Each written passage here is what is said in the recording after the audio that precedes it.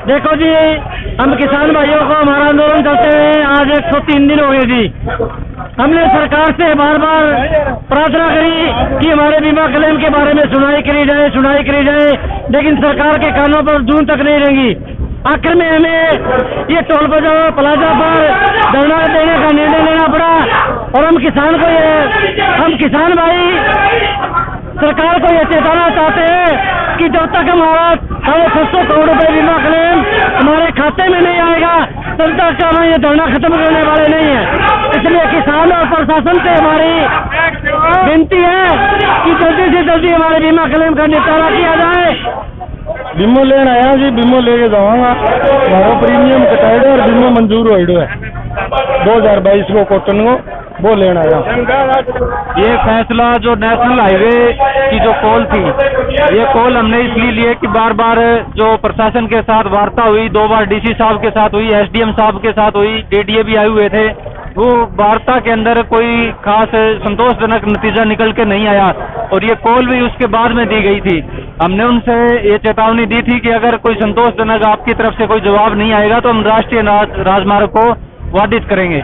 तो उसी के तहत हमने 16 तारीख का जो टाइम दिया था, उस पर आज पूरे क्षेत्र के सरसा जिला के लोग यहाँ पहुँचने का काम कर रहे हैं, जैसे आप देख पा रहे हैं। तो हमने 12 बजे की ये कॉल थी, तो 12 बजे यहाँ पे पहुँच गए हैं और टोल के ऊपर बैठे हैं अभी। जब तक बैठे रहोगे आप? ये तो जब तक कोई प्रशासन का कोई संतोषजनक कोई जवाब लिखित में कोई आश्वासन न मिले तब तक यही है, निश्चितकालीन चलता रहेगा धरना। हमारे जो तहसील में धरना चल रहा था उसको 104 दिन हो गए और 90 दिन तक हमारा तहसील में धरना चला। उसके बाद में हमारे जो किसान भाई थे उन्होंने ये फैसला लिया कि उन्होंने रातों रात टंकी पे चढ़ने का फैसला लिया। तो 13 दिन से हमारे किसान भाई टंकी पे हैं और हमारे 13 आदमी नीचे अनशन पे थे, क्योंकि कल उनका अनशन भी तोड़वाया गया, क्योंकि प्रशासन के जैसे भी अधिकारी और कर्मचारी आए थे। हमने डीसी साहब के लिए बोला था कि डीसी साहब यहाँ आए, तो प्रशासन इतना गिर चुका है कि डीसी साहब भी यहाँ नहीं पहुँचे। तो हमने हमारी जो कमेटी है उसने फैसला लेके जो अनशन पे बैठे थे, क्योंकि सभी की तबीयत खराब हो रही थी, तो उन्होंने रातों रात फैसला लेके अनशन तुड़वाने का काम किया। और फिर भी मैं इस सरकार को, गंदी सरकार को ये कहना चाहती हूँ कि जब तक हमारे खातों में पूरा बीमा क्लेम सरकार जारी नहीं करती है, हमारे किसान भाई हैं वो टंकी के ऊपर रहेंगे और जो किसानों की लड़ाई है वो हम साथ लग के, जब 700 करोड़ बीमा हमारा जब तक खाते में नहीं आता, कोई भी किसान पीछे हटने वाला नहीं है और ये बीमा जो क्लेम है वो लेके रहेंगे। हमारा जी गांव निर्माण है जी, मेरे कछुआ।